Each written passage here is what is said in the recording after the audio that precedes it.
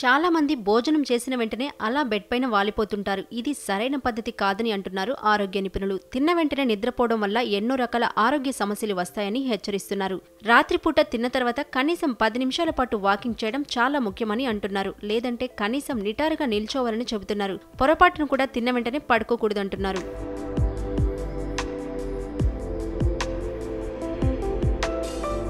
భోజనం చేసిన తర్వాత కాసేపు వాకింగ్ చేయడం వల్ల రక్తంలో షుగర్ లెవెల్స్ పెరగకుండా ఉంటాయి.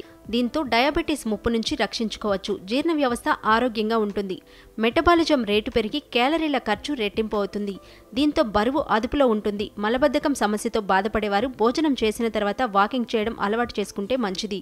ప్రతిరోజు భోజనం చేసిన తర్వాత వాకింగ్ చేస్తే గుండెకు రక్త ప్రసరణ మెరుగవుతుంది. దీంతో హృదయ సంబంధ సమస్యలు రాకుండా ఉంటాయి. ఒత్తిడి తగ్గి మనసు ప్రశాంతంగా మారుతుంది.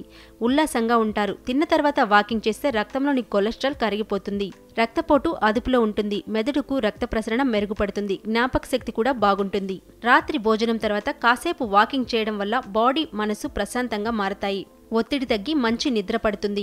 నిద్రలేమితో బాధపడేవారు వాకింగ్ అలవాటు చేసుకోవడం మంచిది. ముఖ్యంగా డయాబెటీస్ ఉన్నవారు ఖచ్చితంగా అన్నం తిన్నాక వాకింగ్ చేయడం అలవాటు చేసుకోవాలని చెబుతున్నారు.